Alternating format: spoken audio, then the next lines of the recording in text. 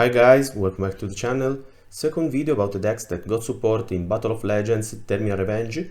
This time we're gonna talk about Ice Barrier. This is becoming one of my favorite decks that I've looked into in a while, because it has a lot of main engine monsters which generates more bodies that you can turn into those powerful synchro monsters. It has sort of streamlined plays, but very efficient ones. It got supported with a structured deck a few years ago, but what will really make it playable are those new cards, which enables some incredible plays, and are also pretty good even standalone, because this Mirror Magic Master has been included in Sprite variants and other decks that want to access a totally awesome with just a Swap Frog. So, let's take a look into those new cards. As we did last time, we'll start with the Hexa deck support, which is a boss monster, Synchro 10, almost generic because it requires a water tuner, but we are only gonna play water monster anyways, and it has a really great effect because it says, once per chain, if your opponent special summon a monster, you can special summon one Ice Barrier monster from your hand, deck, Hexa deck, or even graveyard. Then you can change one opponent's attack position monster to defense position. Now this effect is insane, and it becomes even crazier if you look at what you can summon, because back in the days, Ice Barrier used to have those sort of Floodgate main monster, which never saw any competitive play, because of course the access to them wasn't easy. If you're able to pair this card with something that ensures that it will resolve, your boards are really gonna look impressive. It also has another effect which says that if this face-up synchro summon card in its owner control leaves the field by an opponent card, you can special summon one Ice Barrier synchro monster from your extra deck, and this is treated as a synchro summon, while the first one only special summon them. So unfortunately with it you can't summon a Trishul out of nowhere, but with the second one you can. If you start to combo and you have this card on the field and you get nipped in the process, you will be able to summon the Trishula, which will also banish another card from their hand. So this card of course is a powerhouse and will be one of the main points of our strategy. But what are the monsters that enables its summon? We got the new Georgius, Swordsman of the Ice Barrier, which says, while you control another Ice Barrier monster, your opponent cannot activate the effects of monsters in the graveyard. So on its own, this card is a Abyss Dweller, which is just insane. And it also has a proactive effect, which is if you control an Ice Barrier monster, you can special summon this card from your hand in defense position. If this card is normal or special summoned, you can special summon one level 5 or lower Ice Barrier monster from your hand or graveyard. So, one thing that almost all the Ice Barrier have in common is that you need to control another one of them in order to gain those powerful Floodgate effects, and unfortunately most of them, especially the sort of extenders, have this clause that requires to control an Ice Barrier monster. So, of course, this card is incredible because it can special summon another one even from the end if you get stopped immediately, but it has this small downside, which is having to control an Ice Barrier. So protect your normal summon, especially going second, will be mandatory. Now the other one is the Heart Soul of the deck. It has an ignition effect on the field which says you can tribute to another effect monster, you cannot special summon monster from the exile for the rest of this turn except water synchro monsters, also special summon up to 3 Ice Barrier tokens, and if you do, increase this card level by the same number. So you're gonna tribute one monster on the field, you're gonna make 3 tokens, and this one is gonna become a level 5, which just on its own is gonna enable a synchro 8, also going through the Coral Dragon, which is gonna draw you a card, but we're gonna talk deeper about it in a moment. The other effect is even better because it says that if this card is sent to the graveyard, you can add one of your Ice Barrier cards that is banished or in your deck to your hand. So in a single monster we have the ability to spam an insane amount of bodies, which you can turn into powerful synchro monsters, and also a starter and your sort of best extender because it can add cards like Georgius, who's then is gonna be able to summon itself and also summon back the Mirror Magic. We also got a new trap card, which might be interesting since we already saw that we have the ability to search even other cards and not only monsters, but its effect is kinda weird because it says your opponent cannot activate cards or effects in response to the activation of your Ice Barrier monster effects, and unfortunately one thing that I haven't mentioned is that the new Lancia is not an Ice Barrier monster. It has this insanely long name, but unfortunately it's missing the most important part, which is the word barrier. So we can't just sit on it plus one of our main Floodgate monsters, or just try to access it as soon as we can and then start to build our field from there, because it doesn't count as one of the engine monsters. So back to the trap card. Your opponent cannot activate cards or effects in response to the activation of your Ice Barrier monster effects, and if a monster is special summoned from the extra deck, you can return one Ice Barrier monster you control to the end or deck, then you can place one card on the field or in the graveyard on the bottom of the deck. So this card is kinda cool, because even if your board gets dark rulered or something like that, you are still gonna be able to have a strong form of interruption, since it places a card from the field and it doesn't even target, but unfortunately it's not that flexible because you can only use it when your opponent summon a monster from the Hexa deck. So if you only have one Ice Barrier on the field and they summon a Flamberge from the deck, they're gonna put it in a spell and trap zone and you won't be able to access this card. But it's a tool to keep in mind. Now, as I said, we have a lot of main monsters like the Revealer, which is one of our main normal summons, because it basically discards one card to special summon an Ice Barrier tuner from the deck. Then we have the Hexa, which is one of the cards that we can summon. Also, it's cool to mention that both Georgius and the Mirror Magic Master are tuners, but even if Georgius is a level 6, we're still gonna be able to summon him with the Revealer if we need it. So that's a great option, because it represents a Synchro 10 on its own, and also Georgius is able to summon back other things. Then we have Hexa, which is a tuner, and it has an activated effect which sends a level 3 or lower Ice Barrier monster from the deck to the graveyard and also modulates its level. Then we have the Speaker, which was the first extender that they released, way inferior compared to Georgius, but still useful because it's a level 4, so it opens some Bamboo Shark plays, and once again has the clause of being able to special summon it only if we control another Ice Barrier monster. Then it can also make a token, but even that one requires you to control an Ice Barrier on the field. So unfortunately we are not completely flexible with their effects. One of the coolest things about the archetype is that it has its own reinforcement of the army, which, like Resonator Call, adds an Ice Barrier from the deck to the end, and it's not once per turn. And then we have all those monsters with Floodgate effects. The old ones don't provide any sort of advantage outside of their actual effect, but in the previous wave of support we got the General Wayne, which once again is a special summon, this time only if we go second.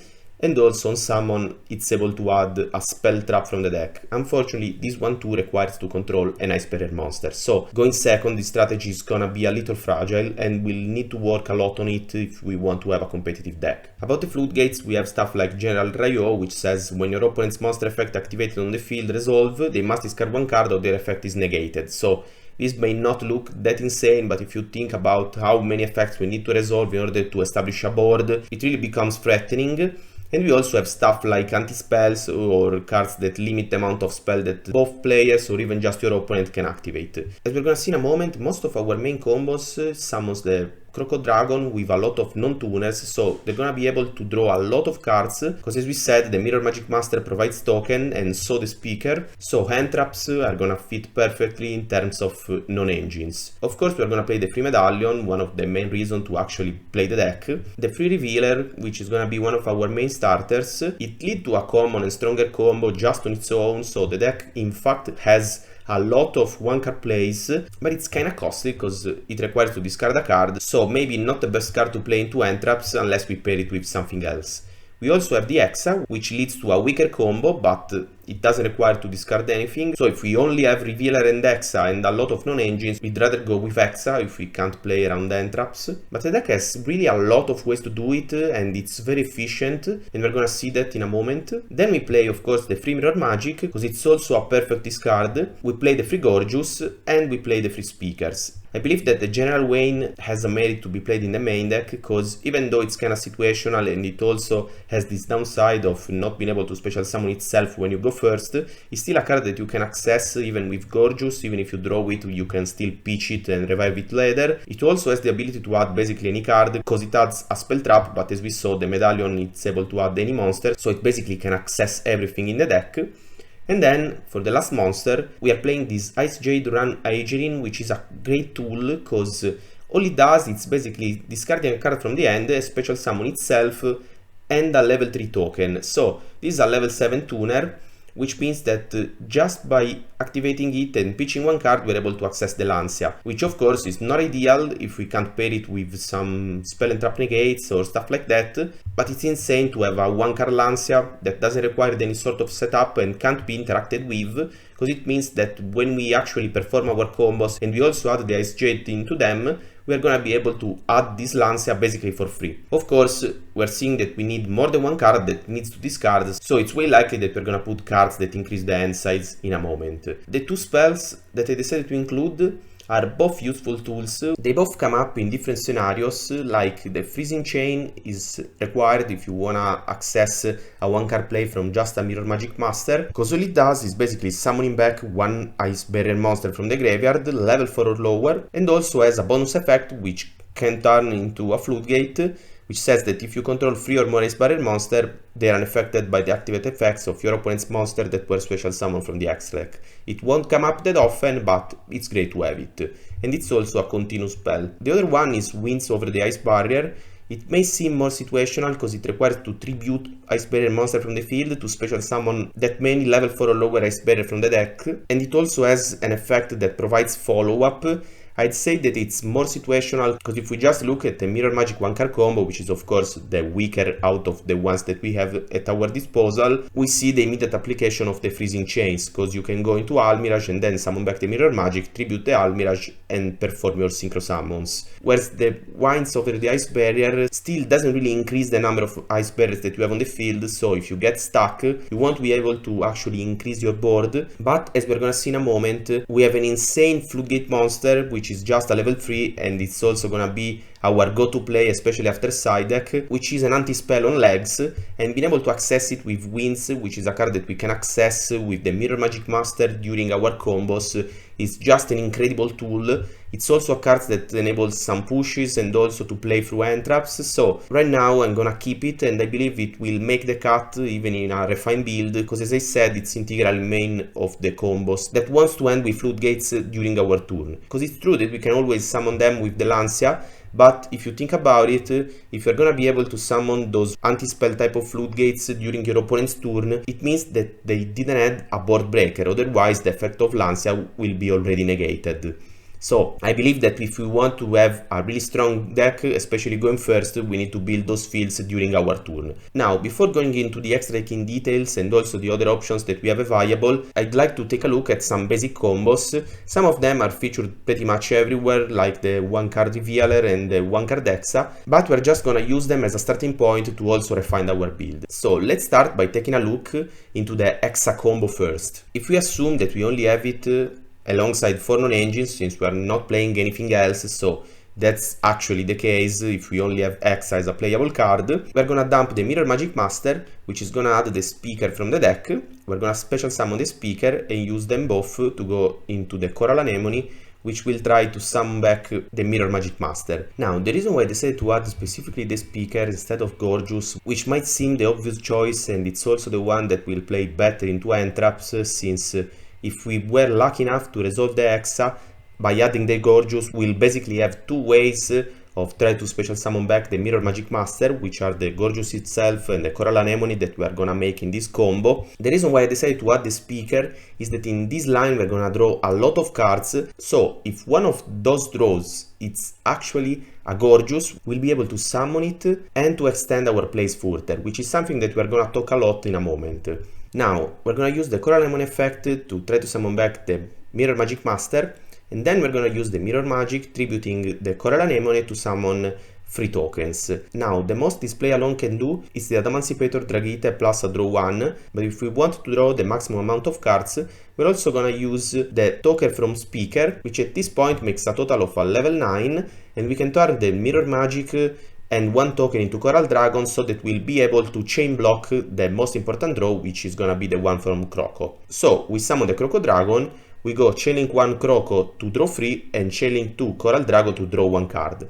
And at this point we're gonna draw 4 cards. That's everything this combo does. If you decide to just go for a Dragite and a draw 1, you're gonna keep a nice barrier on the field, so that if your next draw is a Georgius, you can in fact extend, but it's probably better to just add the Georgius and go with this same line. I just wanted to highlight the fact that it's really important to keep in mind what we can draw in order to make a stronger board afterwards. Now we're gonna take a look at the Revealer combo, which is the most common one. As we said, we're assuming that we only have Revealer as a playable card. You're gonna summon the Hexa from the deck. You're gonna use the Hexa effect from the field to dump a Mirror Magic Master. With it, we're gonna add the speaker, this time not only to prevent the usage of Georgius, but most importantly because we already have a level 4 on the field and a nice barrier. So we're effectively able to go into a Bahamut Shark play which is gonna make Toad as our 5th summon. So we can say that this combo is immune to Nibiru, and it's also pretty resilient into Ogre, because even if it will remove the Revealer from the field,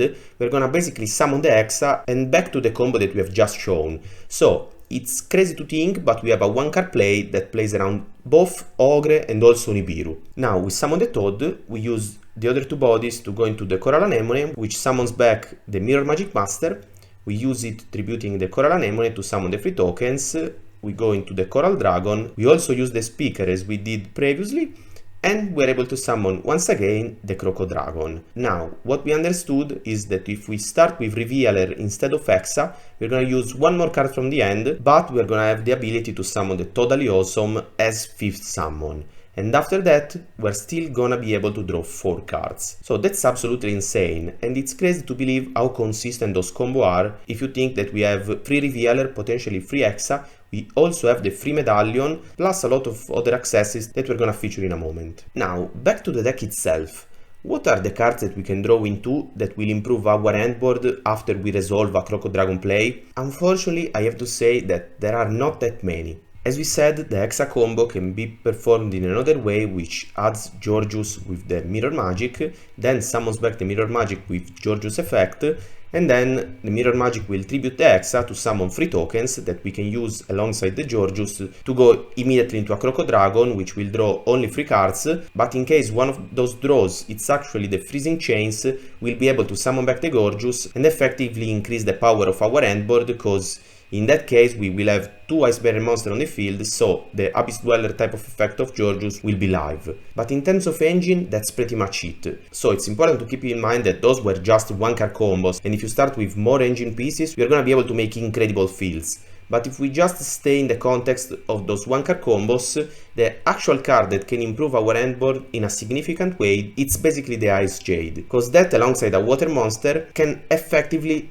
put another Synchro 10 on the board. And not only we have the Lancia, which is insane as we discussed, but we also have great options like the Ice Jade Jimmy Ragerin, which has a protection effect, which also can banish a card, and we also have the Good Old Changing. So in terms of options, we are really packed, and it's great to have a 1-card Synchro 10 that we can draw into even at the later stages of our combo. So this one is definitely gonna be a staple in the deck. Unfortunately, there's not a Synchro 10 Ice Barrier so that we can use like the Aegirin and then the Georgius afterwards, but we have to accept it. Of course, what we'll be pleased to draw are just more entraps. So we're gonna play a big number of them, and maybe, like we said, some cards like Pot of Desires, because we don't really have one-offs that we are afraid to banish, since we can access crazy strong boards from the extra deck and also add more interruptions to our handboard in the forms of entraps.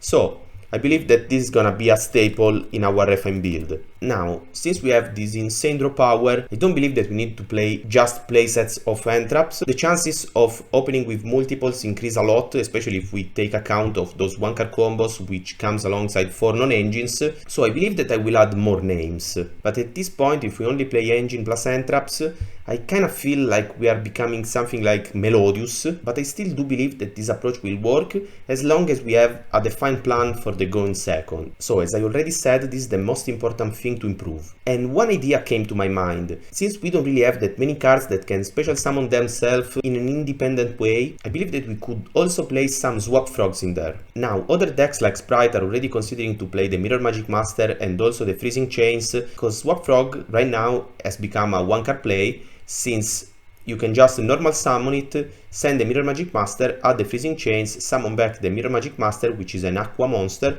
and go straight into Totally. Of course, that's not what we are willing to do with this deck, because we have already shown how easy the access to Toad is with just our main engine plays. But Swap Frog, it's an insane card to play both around entraps and also to play into a board, since it will almost for sure guarantee the access to Mirror Magic Master, which then can enable some pushes. Let's say that we started with a Revealer normal summon. We pitch a card from the end, the Revealer gets interrupted. If we can just follow it by special summoning a Swap Frog, even discarding another copy of itself, we'll basically be able to have another way to send the Mirror Magic Master, while also having a body on the field. And if this Swap Frog gets interrupted, we could still access a Coral Anemone trying to summon back the same Swap Frog, and since this is not once per turn, we will have another attempt to send the Mirror Magic Master from there. So having a card that's able to special summon itself, even though it also requires to discard some water monsters, I believe it's really beneficial, and it might also improve the going second of the deck. Now, the line that I just mentioned, which is the Revealer plus Swap Frog plus another water monster, effectively plays around an impermanence on Revealer and ends with the same Croco Dragon plus Totally board that we have shown. And nothing, as we said, prevents us from drawing the Ice Jade Run Agerin and making even stronger field. So the Swap Frog itself also leads to the Mirror Magic Master play that makes the Dragite plus the draw 1. So in a way it's even a 1-card starter, even though it's a weak one as the Mirror Magic itself. But at that point, if you start to count the starters, they are just an insane number, because we have the free Medallion, the free Revealer, the free Hexas, which probably are not needed at free, because it's actually just a normal summon, whereas the Swap Frog and also the Mirror Magic Master have way more rolls. And then we have the free Mirror Magic itself, the free Swap Frogs, and even the free Desires. So it's incredibly consistent.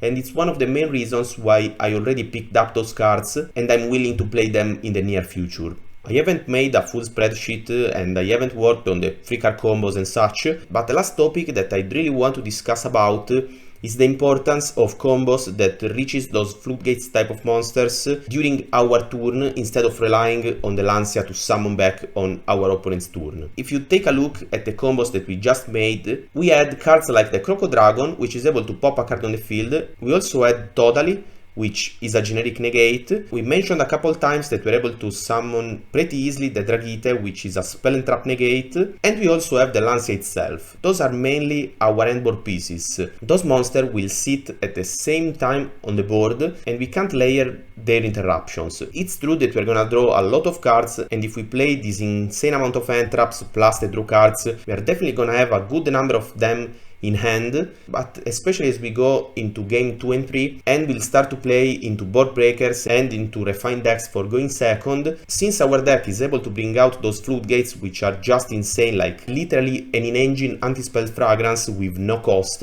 I believe that it's important to reach combos that are able to summon them, even though they're gonna be a little less efficient and maybe they're gonna play into nib, because even though we have this insane ability of spamming bodies, unfortunately, as we said, the main Floodgate effects require to control 2 Ice Barrier monsters and our zones are limited, so it's uncommon to be able to resolve the Mirror Magic Master, going to Croco, and also being able to have a lock with cards like Warlock and also the Georgius on the field. So our goal for the games 2 and 3 will be to beat the board breakers by summoning the Warlock and pair it with monsters that are able to counter your opponent's monsters. Because if we have a card like Warlock already on the field, we will be sure that our opponent won't be able to use those board breakers, so we will only have to counter our opponent's monsters in order to win the game. So we have pretty much talked about all the tools that we have at our disposal. I have already included this sort of going second play in the form of Anemone plus the Zealantis,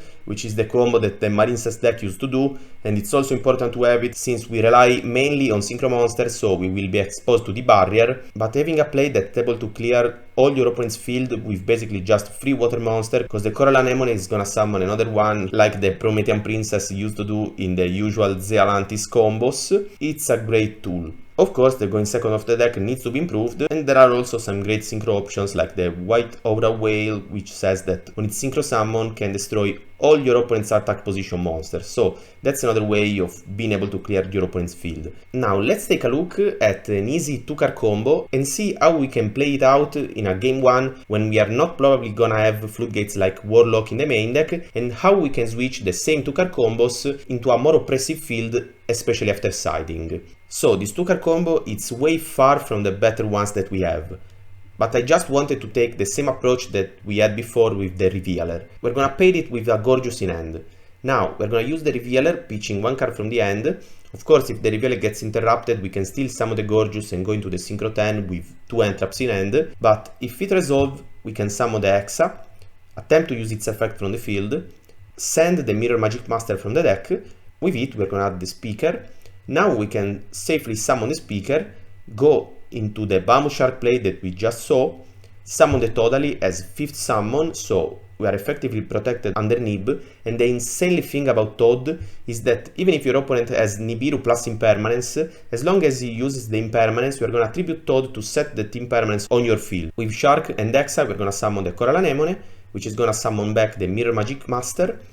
We are going to attribute the Coral Anemone to summon the free tokens, and then we're going to use the Mirror Magic plus 1 token to go into the Coral Dragon, and before removing all our tokens, which will make the Georgius unable to summon itself, we're going to summon it, revive the Revealer, we're going to turn those two into the Lancia, or even into a nice Jade if we like it more, and then we're going to summon the Crocodragon, which is now going to be able to draw 3 cards alongside the Coral Dragon. So, this is just insane, and as we said, if we happen to draw the Ice Jade Run Agerin plus a water monster, we can also add another Synchro 10 to our board. However, as we can see, all the effort that we are putting into this combo relies on the monster that we have on the field. We can't summon more of them on our opponent's turn, and we can't really access interruptions from the graveyard or stuff like that. But of course, we're drawing an insane amount of cards, so we will also have hand traps in hand. However, if we want to be sure to win the game just with our opening play, we have other routes that we can take.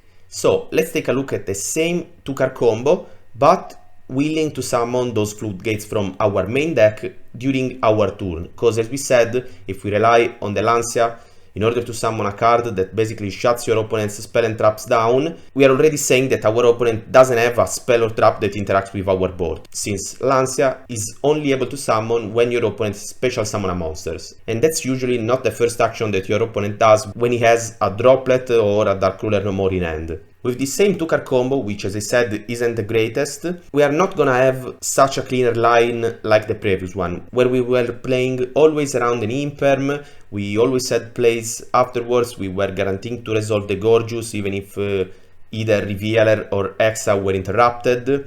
This time I just want to show how easy it is to access those Floodgates through our tools, even with just small combos like this one. So I'm gonna summon the Mirror Magic Master.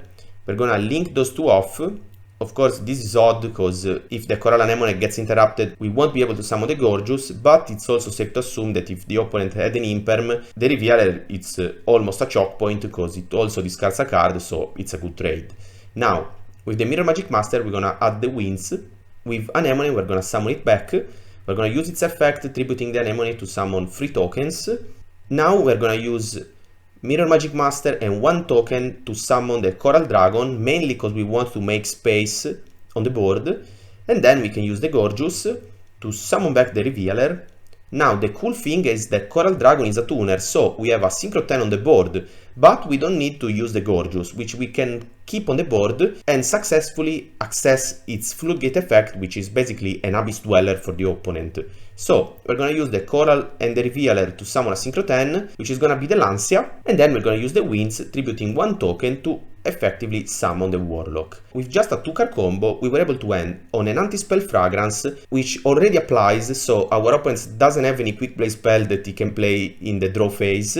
We also have an Abyss Dweller, which once again is already on play, and we also have a monster that says that when your opponent special summon another monster, can summon stuff from the deck. Of course, in this case, we are not gonna access more Floodgates because we don't need them, outside maybe of the General Wayne, which is a cool card, which also banishes your opponent's spell and traps from the graveyard. But mainly, it's gonna be able to switch your opponent's monster in defense so that they can't beat over your small ones. Those combos are just insane, and the craziest part is that this was a weak 2-card combo. Just imagine what we can do with 3-card combos while also playing around interruptions with cards like Swap or hard drawing the Mirror Magic that we can pitch for Revealer, or just use our normal summons to trade with end traps and then summon the cards already from our end with a Georgius.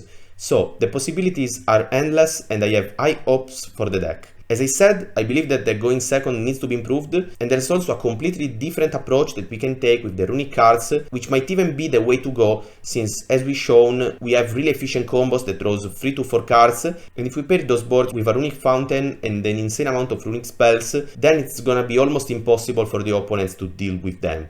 And we will also gain some pushes when we go second. But that's a completely different story. That's it for today. Thank you guys for watching. I hope you liked this video. I'm definitely gonna make more about this deck because I'm really enjoying it. And I also believe that it can become one of my pet decks for the future.